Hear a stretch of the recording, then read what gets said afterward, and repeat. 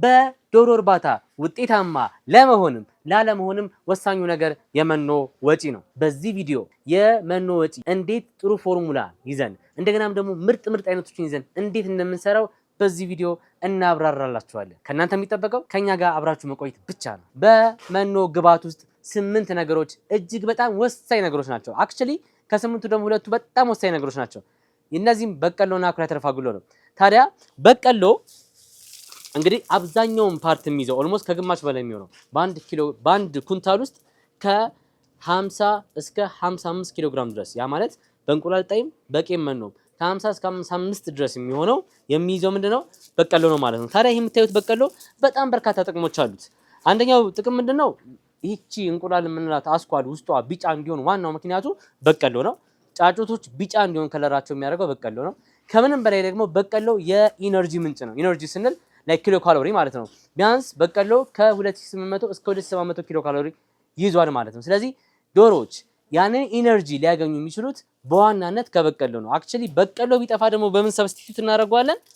በዳጉሳ በቀይ ማሽላና በመሳሰሉት እህሎች ሰብስቲቲዩት ማድረግ ይቻላል ማለት ነው። ግን ሀገራችን ላይ በስፋት የምንጠቀመው በቀሎ ነው ማለት ነው። ኦኬ በቀሎን ስንጨርስ ደግሞ ወደ ምን እንመጣለን ማለት ነው? ወደ አኩሪ አተር ፋጉሎ። ይህ የምታዩት አኩሪ አተር ፋጉሎ አክቹሊ ከኢትዮጵያ ወደ ሌላ ሀገራቶች በጣም በብዛት ኤክስፖርት የሚደረግ ሲሆን እኛ ሀገር ላይ ደግሞ በጣም ዋጋው ውድ ሆኖ እናገኘዋለን። እንደውም አንዳንድ ባለሙያዎች ይሄን አኩሪ አተር ፋጉሎ ምን ይሉታል? አስኳል ነው ይሉታል። ምክንያቱም አስኳል ማለት አኩሪ አተር ፋጉሎ ነው እስኪባል ድረስ እጅግ ወሳኝ የሆነ ምርት ሲሆን ቢያንስ በአንድ የእንቁላል ጣይ መኖ ውስጥ ከ14 እስከ 18 ኪሎ ግራም ድረስ ሊገባ የግድ ይለዋል ማለት ነው። እሱ ብቻ አይደለም። ይህ አኩሪ አተር ፋጉሎ በቄም መኖ ውስጥ ደግሞ ከ12 እስከ 14 ኪሎ ግራም ድረስ ያስፈልጋል ማለት ነው። ምን ጥቅም አለው ካላችሁኝ፣ አንደኛ ከፍተኛ የሆነ የፕሮቲን መጠን ከዚህ ውስጥ እናገኛለን። ለሜንቴናንስ ይጠቅማቸዋል። እንዲሁም ደግሞ ወሳኝ የሚባሉት እንደ ሜቲዮኒን፣ ላይሲን፣ ቴሪዮኒን የመሳሰሉት የትም ቦታ የማይገኙት በሌላ ራሱ ሊተኩ የማይችሉ የፕሮቲን ሰብስታንሶች ውስጡ ይገኛል። እነዚህም በሙላ ስለያዘ አኩሪ አተር ፋጉሎ ወሳኝ ነው ማለት ነው። እንግዲህ 70% የሚሆነው በበቀሎና በአኩሪ አተር የምንሸፍነው ነው የሚሆነው ማለት ነው። ኢትዮ የእንስሳት መኖ ማቀነባበሪያ ለእናንተ ለደንበኞቻችን እጅግ ምርጥ የሚባሉ የእንስሳት መኖችን አዘጋጅተናል። የእንቁላል ጣይ ዶሮ መኖ፣ የቄብ ዶሮ መኖ፣ የስጋ ዶሮ መኖ እንደዚሁም የወተት ላምና የበሬ ማደለቢያም ይዘንላችሁ መተናል። እናንተ የምትፈልጉበት ቦታ ድረስ እናደርስላችኋለን። ጥራትን ከደንበኝነት ጋር ማክለን መተናል። ከታች ባሉ ስልክ ቁጥር ይደውሉልን። ከመብረቅ ፈጥነን እንደርሳለን። ከዛ ደግሞ ምን ይመጣል? ፍሩሽካ ይመጣል ማለት ነው። እንግዲህ ቤታችሁ ላይ ይሄ ፍሩሽካ የምንለው ከዱቄት ፋብሪካ የምናገኘው ነው። ወሳኝ ነው። እንደውም አብዛኞቻችን እህል ብለን የምናስበው ፍሩሽካ ነው። ለበሬ፣ ለከብት፣ ለበጎች የምንቀልባቸው ፍሩሽካ ነው። ግን አክቹሊ ፍሩሽካ ብቻውን መኖ መሆን አይችልም። ፍሩሽካ ከሌሎቹ ጋር አንድ ላይ ሲሆን ነው መኖ መሆን የሚችል። ታዲያ ፍሩሽካ ውስጡ ምን አለው ነው? ፍሩሽካ በዋናነት ለቪታሚን ቢ እና ፎስፈረስ የያዘ ሰብስታንስ ነው። በዋና ጥቅሙ ቪታሚን ቢ እና ፎስፈረስ ውስጡ መያዙ ነው። ከዛ በተረፈ አነስተኛ የሆነ ፕሮቲን፣ አነስተኛ የሆነ ኢነርጂም ነው ያለው። ነገር ግን በዶሮ እርባታ ወሳኝ የምንለው ነገር ምንድነው? የመሬት እርጥበት ነው። እንግዲህ እርባታ ላይ የሚሰሩ ሰዎች የመሬት ደረቅ መሆን በራሱ ወሳኝነት አለ። ታዲያ መሬቱ እየረጠበ የሚያስቸግር ከሆነና ደረቅ የሚሆንባቸው አንደኛ ምክንያቶች ኩሳቸው ነው። ኩሳቸው የዶሮዎች ኩስ ደረቅ እንዲሆን ወሳኙ ነገር ፍሩሽካ ነው ማለት ነው። እንግዲህ ፍሩሽካ በቄብ መኖ ውስጥ ትንሽ በዛ ያለ ፍሩሽካ እንጨምራለን። እስከ 12 እስከ 13 ኪሎ ግራም የምንጨምር ሲሆን በእንቁላል ጣይ መኖ ግን ከ8 ኪሎ ግራም ባይበልጥ ይመከራል ማለት ነው። ኦኬ ሌላኛው ኮንሰንትሬት እንለዋለን። ብዙዎቻችን ከውጭ የሚመጣው ፕሮዳክት ነው በጣም እጥረት ገጥሟል እያገኘን አይደለም የምንለው ይሄ ነው። አሁንም ከፍተኛ የሆነ እጥረት ያለበት ሰብስታንስ ነው። አክቹሊ ኮንሰንትሬት አላቅም ለምን ሀገራችን ውስጥ ራሳችን እንደማናመርት which is 99% የሚሆነው ኮንሰንትሬት በብዛት የያዘው ኖራ ድንጋይ ነው። የተቀረው ነው ሜቲዮኒን፣ ላይሲን፣ ቴሪዮኒን፣ አሚኖ አሲድ የሚሉት ሰብስታንስ ይዟል። እንደገና ደግሞ ሳም ሚነራልስንም ይዟል። በተጨማሪም ደግሞ ትሬስ ኤሌመንት የምንላቸውንም ነገር ይዟል ማለት ነው። እንዲሁም ደግሞ ፕሪሚክስ የምንለው ቪታሚኖችን በሙሉ ከቪታሚን ኤ እስከ ዜድ ድረስ ይዟል ማለት ነው። ታዲያ ይህ ሰብስታንስ ከውጭ የሚመጣ ፕሮዳክት ነው። አክቹሊ ኢትዮጵያ ውስጥ በአሁኑ ሰዓት እየተመረተ አይደለም። ነገር ግን ዶሮዎቹ ላይክ ከ90% እንዲሰጡ ግዴታ ነው። ልክ እንደ ፕሮቲን ሼክ አንድ ስፖርተኛ ፕሮቲን ሼክ እንደሚያስፈልገው እንደዛ ያክል የሚያስፈልገው ሰብስታንስ ነው። አለበለዚያ 70% እና 60% ላይ ስታክ ያደርጋሉ ማለት ነው። ስለዚህ ያለዚህ በበቆሎና በአኩሪ አተር ብቻ የሚፈለገውን ሪዛልት ልናገኝ አንችልም። ናት ኦንሊ ዛት ፋት እንዲሆናቸው ሙቀት እንዲያገኙ ዶሮዎቹ ደግሞ ሌላው የሚያስፈልገው ፕሮዳክት የኑግ ፋጉሎ ይባላል። የኑግ ፋጉሎ የሱፍ ፋጉሎ በማለት እንጠራዋለን። ይሄ የኑግ ፋጉሎ የሱፍ ፋጉሎ ከዘይት ፋብሪካ የሚገኝ ምርት ሲሆን በዋናነት ስታሽቱ ዘይት መሽተት መቻል አለበት። ፕሮቲን አለው፣ ለማደለብ ይሆናል፣ ፋት እንዲኖራቸው ይሆናል። ፋት ውስጣቸው ፋት እንዲኖር በጣም አሪፍ ነው። ፋቲ አሲድ አለው፣ ወደ 4 የሆኑ ፋቲ አሲድ ሰብስታንሶች አሉት። ይሄ በራሱ በጣም በርካታ ጥቅሞች አሉት ማለት ነው። ኮንሰንትሬት የምንለው የሌየር እና የፑሌት የየራሱ አለው። የእንቁላል ጣይ ሲሆን ቢያንስ እስከ 2 ኪሎ ግራም 2.5 ኪሎ ግራም ድረስ እንጨምራለን። የቄቡንም ልክ እንደዛው ፑሌት ኮንሰንትሬት ከ2 እስከ 2.5 እንጨምራለን ማለት ነው።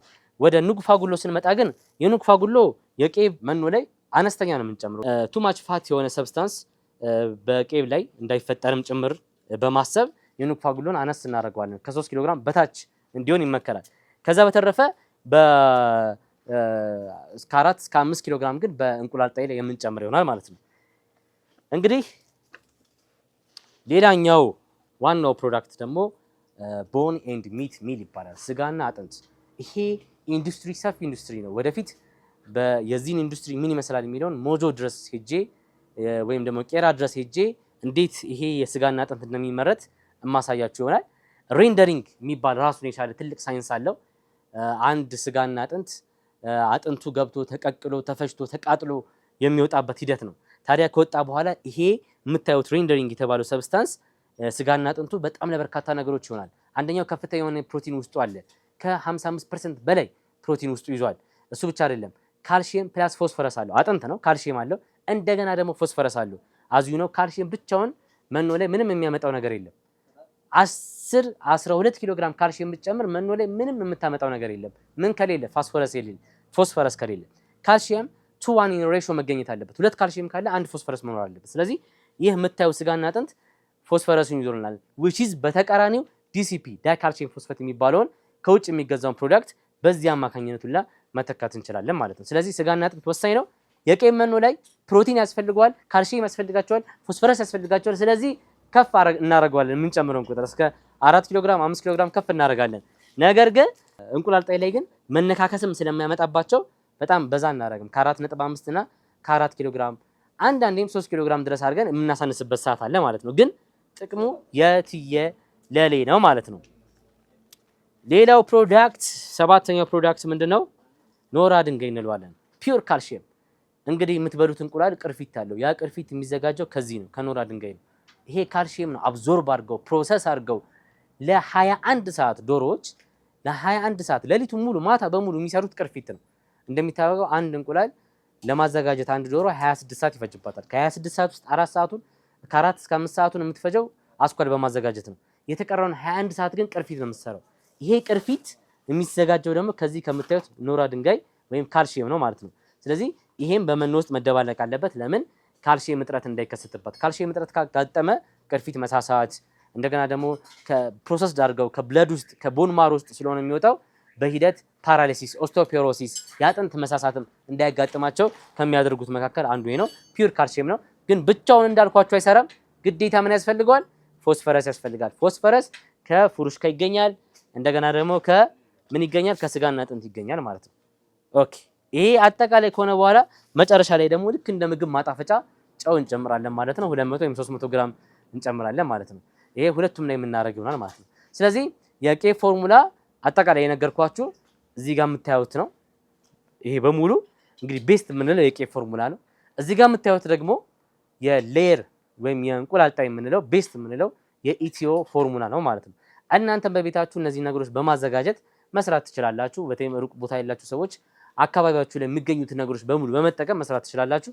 በቀጣይ ቪዲዮ ደግሞ የወተት ላም መኖና የበሬ ማደለቢያ እንዲሁም የስጋን ዶሮ እንዴት እንደምትሰሩ አሳያችኋለሁ። ፕላስ ደግሞ ለምሳሌ በቀሎ ቢጠፋ በምን ትተካዋለህ፣ አኩሪ አተር ቢጠፋ በምን ትተካዋለህ፣ ኖራ ድንጋይ ቢጠፋ በምን ትተካዋለህ የሚሉትን ነገሮች በሙሉ እማሳያችሁ ይሆናል። እናንተ ግን ቤተሰቡን ሰብስክራይብ አድርጉ፣ ሼር አድርጉ። በጣም ብዙዎች ጋር እንዲደርስ በጣም ብዙ እውቀት እየፈሰሰ ነው እዚህ ቻናል ላይ። ስለዚህ የእናንተን እገዛ እንፈልጋለን። ሰላማችሁ ይብዛ።